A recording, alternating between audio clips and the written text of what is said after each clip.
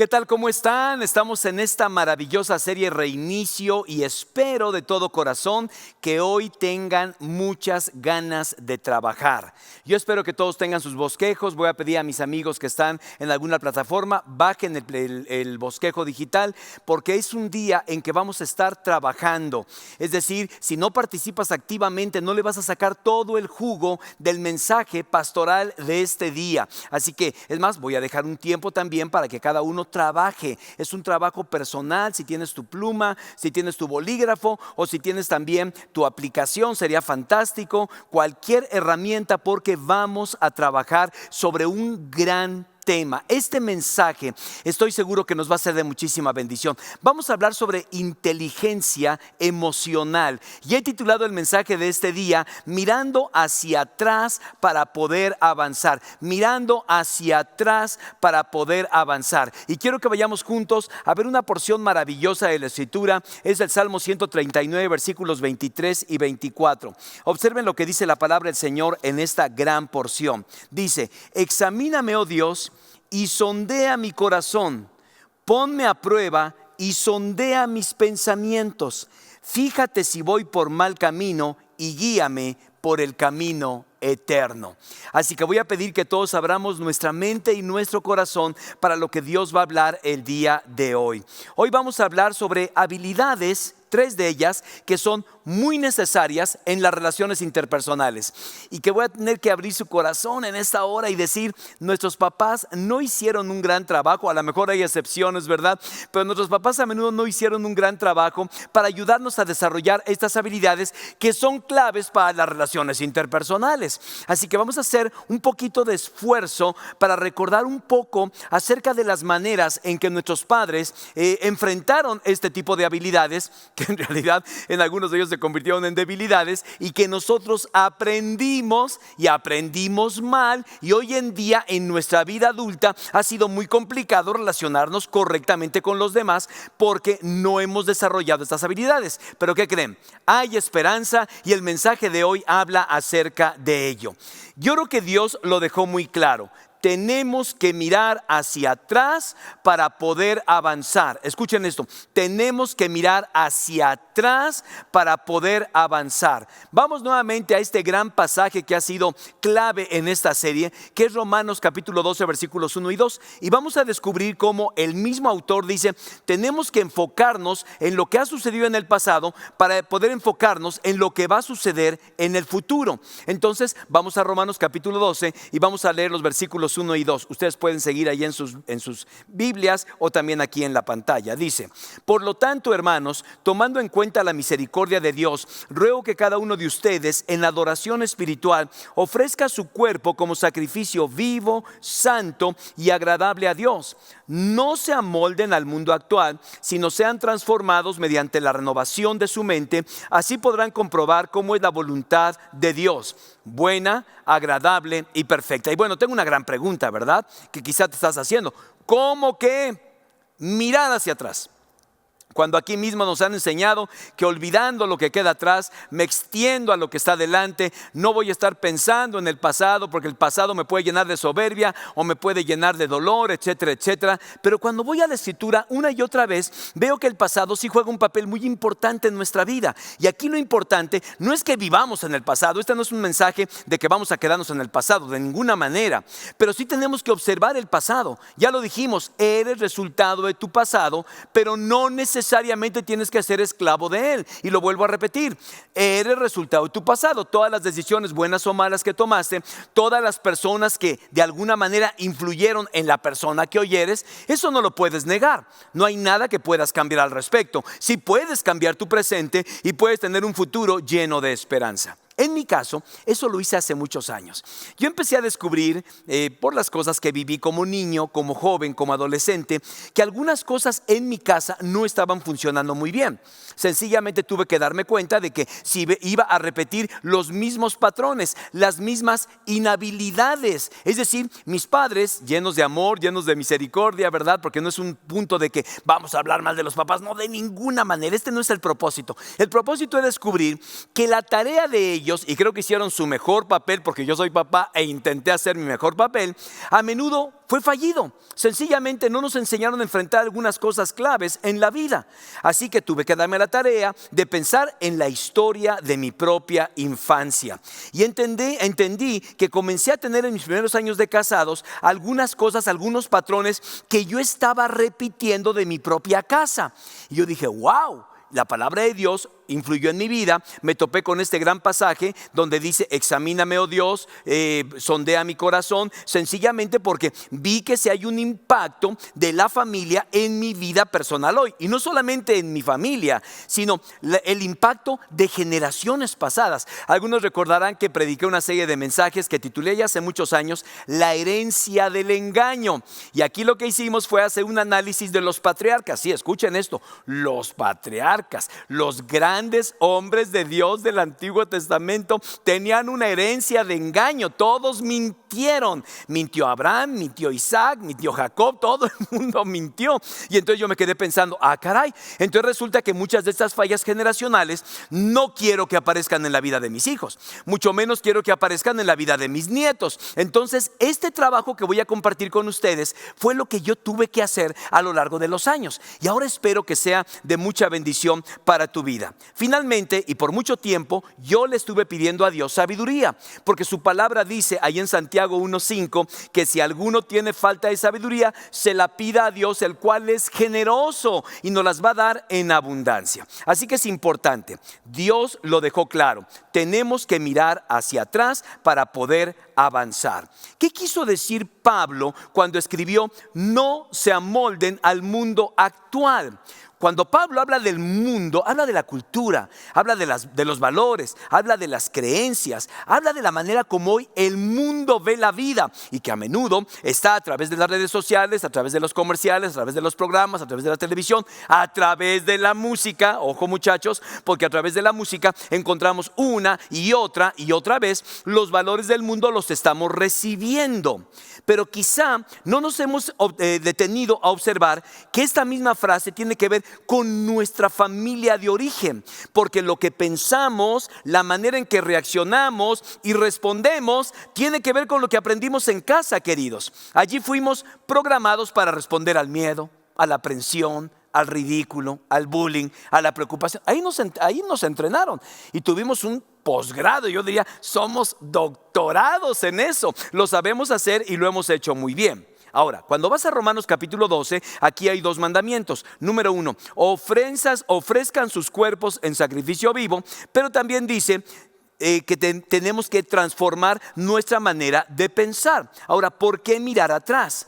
¿Por qué? Porque encontramos una y otra vez en el Nuevo Testamento referencias al Antiguo Testamento. Es más, miren, aquí está mi Biblia y déjenme decirles rápidamente.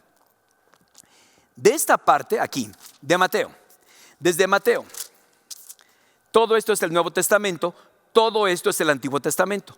Todo esto es el Nuevo Testamento y el Antiguo Testamento.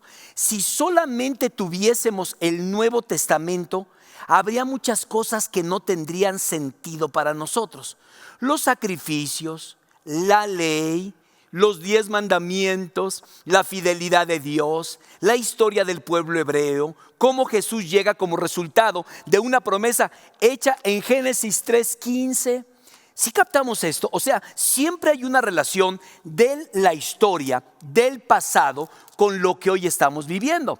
Ustedes y yo no tendríamos una comprensión completa del Antiguo Testamento, del Nuevo Testamento, si no tuviéramos el Antiguo Testamento. Por eso uno lee, aquí empieza Mateo, las genealogías, y Abraham, Isaac, aquí estos, ¿qué historias, qué tienen que ver con la historia de Jesús? Y entonces cuando lees el Antiguo Testamento, ahora entiendo. Entonces lo que quiero que comprendas es que tu historia funciona igual. Quizá algunos de ustedes se han resistido a ir un poco al pasado para descubrir las cosas que están viviendo hoy en día como resultado de todo lo que vivieron. Te lo voy a decir y por favor grábalo en tu corazón. La primera es que nuestra familia de origen es la fuerza más poderosa quien moldeó lo que somos, lo que pensamos y lo que creemos en las relaciones. No hay otra fuerza que la escuela, que los amigos, pero la primera tuvo que ver con nuestra familia de origen. Y la segunda es examinar nuestra historia porque nos va a ayudar a desarrollar compasión por los demás. Y yo no sé, amado de mi corazón, si algún día tú y tu esposo se han puesto a platicar sobre sus historias de niños. Y no solamente las historias, sí, un día recuerdo que pasó esto, y el día que mi mamá me hizo aquello, y el día que perdí la beca, el día que, etcétera. Estas historias de niños. Pero déjame decirte algo, quizá cuando escuchamos esas historias, nunca tuvimos la habilidad, porque no lo sabemos, de preguntar, oye, ¿y eso que te pasó, cómo te hizo sentir? Yo nada más sé de cosas que le han pasado a Aida. Yo sé, y Aida sabe de cosas que me han pasado a mí. Pero la gran pregunta es, bueno, y cuando pasaste por esto, ¿cómo te hizo sentir eso? Es decir, a menudo experimentamos sentimientos, experimentamos emociones, pero no somos conscientes de ellas. Conocemos nuestra historia, pero no sabemos que estas historias tuvieron un impacto en nuestra vida. Ahora, mientras estabas creciendo, si no entendiste lo que estaba sucediendo, no te ayudó a tomar conciencia. Esto se le llama inteligencia emocional. Esta frase, por cierto, se acuñó allá en los años 90. Sin embargo, sabemos que Dios creó las emociones. Entonces, no estamos hablando de nada nuevo. Sencillamente Dios crea las emociones. Por lo tanto, aprender a nombrarlas y aprender a manejarlas es parte de nuestro crecimiento espiritual, ¿sí? No solamente identificarlas, nombrarlas y saber cómo las vamos a manejar es parte de nuestra tarea. Así que lo que quiero que aprendas el día de hoy es lo siguiente: cuando Cristo entró en tu vida, perdonó todos tus pecados, pero no borró tu historia. ¿Sí estás consciente de eso? Cristo perdonó todos tus pecados, pero no borró tu historia. Y algunos de ustedes tienen historias bastante dolorosas que han estado tratando de meter bajo escombros, bajo pensamientos, bajo actividades que no los están dejando pensar realmente. Pero ahí está la historia. Es más, todavía la recuerdas. Es más, tu cuerpo la recuerda. Tus emociones la recuerdan. Y es importante tenerlo en cuenta porque la historia importa e importa mucho. Ahora, lo que vamos a ver el día de hoy es cómo podemos desarrollarnos para ser mejores personas y más funcionales. Cómo podemos tener un reinicio también en nuestra inteligencia emocional. Vamos a ver cómo podemos ser mejores personas, más semejantes a Cristo Jesús. De hecho, vamos a aprender de Él, que es el ejemplo a seguir, a través de 3 habilidades que me encantaría que tú y yo pudiéramos desarrollar. Y especialmente para los padres en crecimiento. ¿Quiénes tienen hijos pequeños o hijos adolescentes? Muy bien, se van a convertir ustedes en una mejor versión como padres para ellos. Así que tomen nota y vamos a participar todos juntos de esta maravillosa enseñanza. 3 habilidades necesarias para tener relaciones saludables. Primera habilidad, autoconciencia y conciencia de los demás. Autoconciencia y conciencia de los demás. Tengo una pregunta que está en sus bosquejos. ¿Aprendiste una amplia gama de emociones para poder describir lo que sientes y lo que necesitas para ti mismo, para Dios y para los demás? ¿Aprendiste una amplia gama de emociones? Esto requiere 2 cosas. Número 1, requiere autoconciencia. Otra vez vamos al texto. Examíname, oh Dios, y conoce mi corazón. Pruébame y sondea mis pensamientos. ¿Saben que este ejercicio a menudo no nos gusta hacerlo? Es decir, nos conocemos muy poco y al no conocernos bien, obviamente causamos problemas a nuestro alrededor. ¿Cómo aprendiste? Algunas preguntas que tengo para ustedes. ¿Cómo aprendiste a descubrir tu yo interior? Ahora, déjame decirte, de hecho, cuando somos pequeños y estábamos creciendo, nos ayudaban a poner nombre a las emociones que teníamos. Permitir una amplia gama de emociones significa que las emociones están bien. O sea, cualquier emoción que hayas tenido, miedo, dolor, tristeza, gozo, alegría, cualquiera que hayas tenido, están bien. El problema es que no las sabes manejar. De entrada hay que identificarlas, porque si no identifico las emociones, si no sé ante un suceso cómo estoy respondiendo, sencillamente cómo voy a manejar mi conducta. Digo, cuando un padre ve a un niño que está en algún tipo de angustia, ayuda a un niño a acercarse a él y a preguntarle, ¿qué está pasando dentro de ti en este momento? Ojo, papás, ojo, no solamente le reclamen a sus hijos, no solamente disciplinen a sus hijos, no solamente corrijan a sus hijos. Ustedes tienen que enseñarles la autoconciencia. A ver, esto que te está pasando, ¿cómo te hace sentir? Va a ser una gran pregunta. Y esto puede cambiar su maternidad para siempre. ¿Cómo te hace sentir esta realidad? Cuando el padre tiene esta capacidad, entonces va a volver al niño más consciente de sí mismo. Yo no recuerdo que mis padres me hayan dicho, a ver, y ahora que perdiste la beca, y ahora que te caíste, y ahora que terminaste con esa relación, ¿eso cómo te hizo sentir? Claro que yo estaba experimentando sentimientos, pero nunca pude identificarlos. De tal manera que no tenemos habilidades para saber hoy en día, cuando pasamos por un suceso, qué fue exactamente lo que sentí, o qué es lo que ahora estoy sintiendo. Quizás, segunda pregunta, te enseñaron a comunicar esta conciencia a los demás de una manera no reactiva. Ahora, la reactividad suele generar reactividad, ya sea que hagas tres cosas: luchas, huyes o te paralizas. Y esto lo aprendimos desde niños, luchas, huyes o te paralizas. Digo, hay diferentes tipos de reactividad. Algunas son silenciosas, algunas son más ruidosas, pero cuando nos encontramos en una mala situación, nuestra falta de capacidad en la reacción correcta daña las relaciones. Ahora, quizá hoy, pastor, y todas estas cosas que nos pasaron de niños tienen un impacto hoy. Claro, la manera como hoy reaccionas tiene que ver con la manera como reaccionaste en el pasado. Si no identificaste cómo te sentías, sencillamente hoy en día sigues batallando con ese dolor. Así que, tercera pregunta, ¿aprendiste sobre las ocasiones en que tus sentimientos actuales fueron alimentados por heridas históricas? Escucha esto, heridas históricas. Escuchen esto. En el caso aún de los niños, en especial cuando se convierten en adolescentes, a veces experimentaron cosas que generaron una herida subyacente. Y los papás no lo identificamos.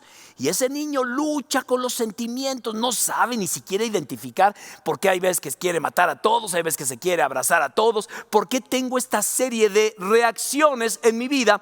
Al no poder completar el proceso de aprendizaje, sencillamente vamos a causar problemas en nuestra vida adulta. Esto es la autoconciencia. Examíname, oh Dios, y conoce mi corazón. Pero también está el conocimiento de otros u otros conocimientos. Y esto nos debe llevar a dos actitudes: curiosidad y no estar a la defensiva. La conciencia o la curiosidad implica que a menudo tenemos miedo de ser curiosos, tenemos miedo de hacer preguntas. Ahora, agarrar a un pequeñito o agarrar a un adolescente, ¿cómo te sientes? A ver, tuviste este problema, terminaste con tu novia. ¿Eso cómo te hace sentir? Tú tienes que ayudarle a tu hijo a resolver este asunto. A lo mejor otra vez, insisto, no te ayudaron tus padres. Yo no recuerdo alguna ocasión en que mi padre me haya dicho, ¿y cómo te sentiste al respecto? Es más, creo que ni le importó cómo me sentía al respecto, ¿verdad? Y estuve luchando con muchas emociones negativas dentro de mi vida. Ahora, para ustedes, que alguien les haga una pregunta es una experiencia muy amenazante, ¿no? Por eso, a ver, cuéntame cómo estás experimentando esto ahora mismo. Pastor, ¿podríamos orar por mí? Sí, vamos a orar por ti. Pero yo tengo una pregunta: ¿cómo te hace sentir saber que estás enfermo? Saber que tienes un diagnóstico y que no sabe ni siquiera el doctor de qué se trata. ¿Cómo te hace sentir eso?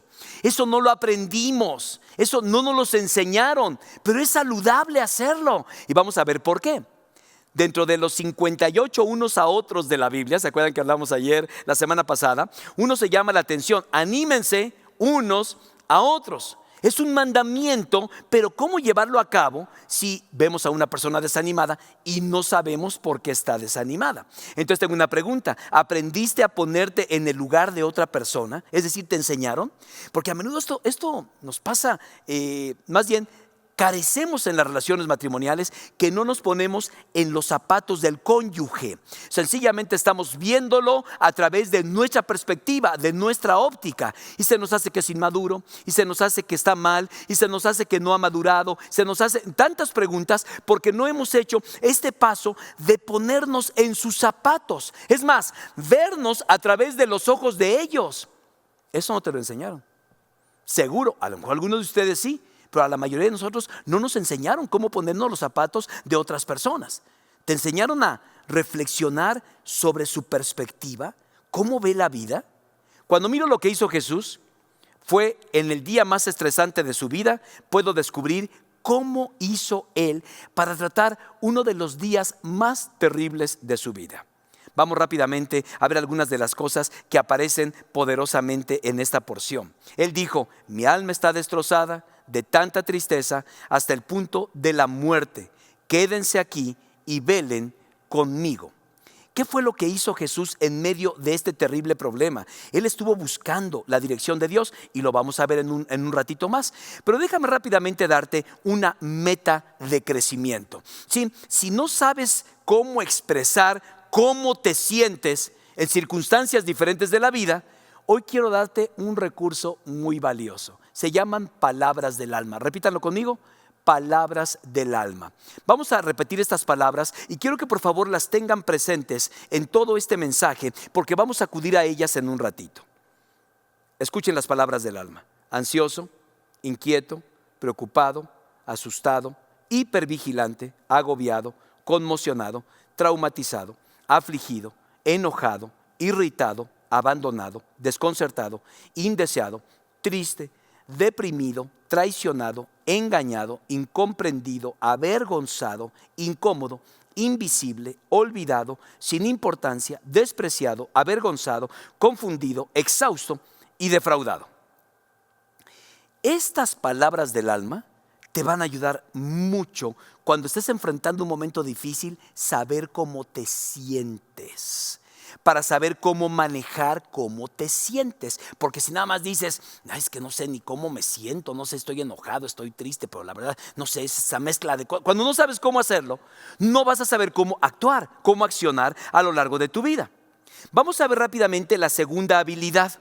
La segunda habilidad es la siguiente pregunta: ¿aprendiste a manejar el estrés de forma efectiva? ¿Aprendiste a manejar el estrés de forma efectiva? Antes de pasar en esta segunda parte, me encantaría que tomáramos un minuto para ver cómo te sientes ahora mismo. A ver, utilizando las palabras del alma, me encantaría que pudiéramos pasar un minuto, y vamos a dejar ese minuto intencionalmente para que puedas escribir ahora mismo. No sé qué estás pasando, pero ahora mismo quisiera que pongas 2 o 3 palabras del alma que te definen cómo te sientes ahora mismo. Si me estás escuchando en alguna plataforma, hazlo por favor también. Un minuto.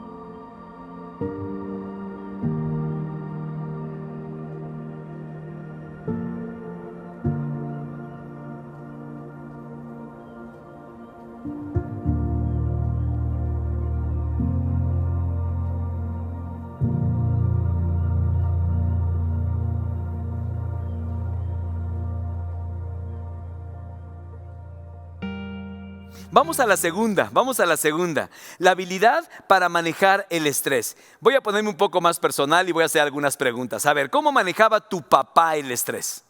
Quiero que pienses, por favor, quiero que hagas memoria, venimos a trabajar, ¿eh? ¿Cómo trabajaba tu papá? ¿Cómo manejaba el estrés? ¿Cómo manejaba tu mamá el estrés? Cuando pasaban cosas, ¿cómo reaccionaban ellos? Mira, pasamos mínimo 18 años en una atmósfera en la que si no aprendiste a manejar el estrés de manera efectiva, quedaste expuesto a patrones dañinos y nocivos. Y hoy en día es cuestión de que te vaya mal en el trabajo, es cuestión de que tus hijos se salgan de control, y estos niveles de estrés, como no sabes manejarlos porque tus papás no te enseñaron o te enseñaron mal porque las maneras de ellos eran bastante nocivas, obviamente creciste con ellos y saben de lo que estoy hablando. Es más, seamos más específicos. Escribe una situación, ahora mismo voy a dar un minuto, un evento estresante específico que acabas de enfrentar recientemente. A ver, en esta semana, un evento estresante que acabas de enfrentar. enfrentar. Rápidamente todos escriban, algún momento. Yo tengo uno, ya les voy a explicar ahorita de qué se trata, pero voy a dejar medio minuto para que cada uno de ustedes también allá en casa escriban algún suceso estresante de esta semana o del último mes.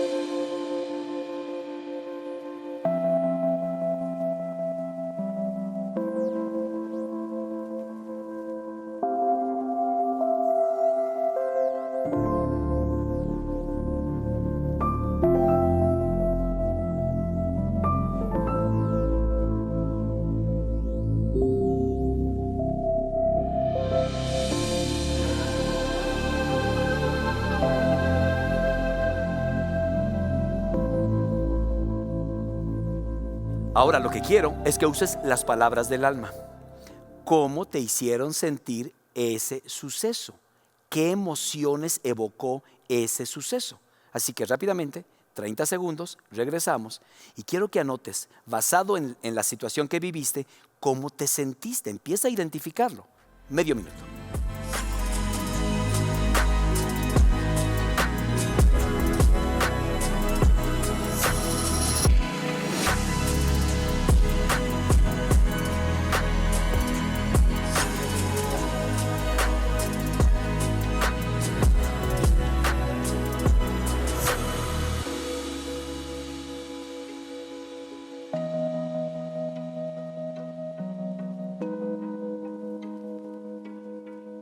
Muy bien, ahora, usando la lista de palabras del alma, escribe 3 palabras que expresan sentimientos que experimentaste debido a ese estrés. A ver, anótalos, ahí están los 3. Si ya los tienes, anótalos en tu bosquejo. Me sentí así, así y así.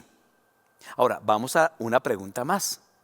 ¿Cuáles fueron los comportamientos debido a ese estrés? Porque la gente dice, he estado muy estresado. No, está bien, qué bueno que lo reconozcas. Pero mi pregunta es, ¿cómo te sientes? O sea, ¿por qué te sientes así? ¿Por qué te sientes estresado? ¿Qué estás experimentando? Y segundo, ¿cómo reaccionaste a ese estrés? Ahí está el problema en realidad, que como no tenemos identificado cuál fue el sentimiento, entonces accionamos y trabajamos y nos comportamos inadecuadamente. Por ejemplo, una persona que está regularmente estresado, por lo general, necesita alivio. Lidiar con el estrés es lidiar con emociones muy difíciles. Entonces, la forma que aprendimos a manejar las emociones difíciles es estar creciendo y esto afectó la forma en que te manejas como adulto. Es decir, ¿cuál fue tu comportamiento? ¿Cómo reaccionaste? ¿Cómo obtuviste alivio? ¿Obtuviste alivio? Y queremos que compartas esto con alguien más en esta tarde. Cuando viviste un momento de estrés, ¿cómo te comportaste? Ahora, manejar bien el estrés es aprender a lidiar de una manera efectiva con las emociones difíciles. Vayamos rápidamente a un pasaje de la Escritura, Mateo capítulo 26, versículo 36 al 46, donde vamos a ver algo acerca de cómo Jesús maneja el estrés en su vida. Otra vez, es el peor día de su existencia y vamos a ver cómo lo manejó. Dice el texto bíblico: entonces Jesús fue con ellos al huerto de los olivos llamado Getsemaní y dijo: siéntense aquí mientras yo voy allí para orar. Se llevó a Pedro y a los hijos de Zebedeo, Santiago y Juan, y comenzó a afligirse y a angustiarse. Les dijo: mi alma está destrozada de tanta tristeza, hasta el punto de la muerte. Quédense aquí y velen conmigo. Él se adelantó un poco más, se inclinó rostro en tierra mientras oraba: Padre mío, si es posible, que pase de mí esta copa de sufrimiento. Sin embargo, quiero que se haga tu voluntad y no la mía. Luego volvió a los discípulos volvió a los discípulos y los encontró dormidos. Le dijo a Pedro: ¿no pudieron velar conmigo ni siquiera una hora? Velen y oren para que no cedan a la tentación, porque el espíritu está dispuesto, pero el cuerpo es débil. Y vuelve a decir: Jesús los dejó por segunda vez y oró: Padre, si no es posible que pase de mí esta copa, a menos que yo la beba, entonces hágase tu voluntad. Y sigue diciendo el texto bíblico, por motivos de tiempo, que volvió otra vez a hacer lo mismo.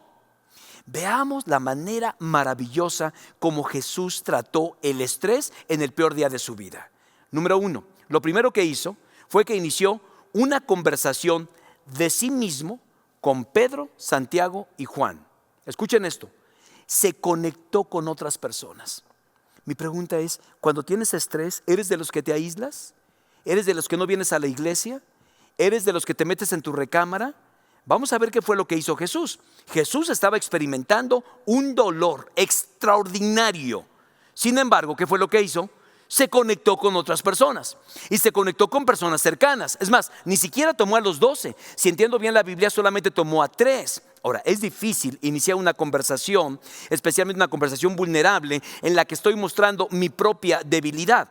Pero Jesús tuvo conciencia de sí mismo y luego inició horizontalmente a otros seres humanos. En segundo lugar, le pidió que lo apoyaran en ese momento difícil. Les dijo, mi alma está destrozada de tanta tristeza. Jesús identificó la emoción que tenía. No estaba, pues me siento así como raro. No, sabía qué es lo que le estaba pasando hasta el punto de la muerte. Quédense aquí y velen conmigo. Así que tuvo conciencia de sí mismo, comparte su viaje y pide apoyo. Se postra sobre su rostro y le dice, Padre mío, si es posible, pase de mí esta copa de sufrimiento. Sin embargo, no quiero que se haga mi voluntad, sino la tuya. Y 3 veces oró y 3 veces Dios les dijo, no. Ahora déjame decirte, en Hebreos se describe a Jesús en un gran gemido, en lágrimas de parte de Jesús. Esto no fue un evento silencioso. En los evangelios dice que había sangre mezclada con sudor. Es decir, goteaba sudor sangriento en su cuerpo. Estamos hablando de una reacción fisiológica extrema. Pero ¿qué tenía Jesús en el momento más complicado de su vida? Conciencia de sí mismo, conciencia de los demás y apoyo de otros. Él tenía este apoyo vertical y fue como manejaba su estrés. Manejaba su estrés relacionalmente. Se lo contó a otros. En pocas palabras, Jesús buscó el alivio relacional. ¿Cómo lo estás manejando tú? ¿Cómo estás manejando tú tu estrés? Tus momentos difíciles. ¿Te aíslas? ¿No quieres que nadie esté contigo? Sin lugar a dudas hay una mezcla de frustración y una mezcla de gozo, una mezcla de expectativa. Pero queridos, se los voy a decir claramente, o aprendemos a aliviarnos relacionalmente o gravitaremos hacia el alivio no relacional, hacia el aislamiento, las adicciones, las obsesiones, las convulsiones, el escapismo, el ajetreo, el silencio, la protesta, perseguir a los demás, estar preocupados, absortos en nuestro dolor, hasta el punto de que dejamos de estar presentes en nuestra familia. Son cosas que todos hacemos, porque no nos enseñaron cómo manejar el estrés en casa. Meta de crecimiento.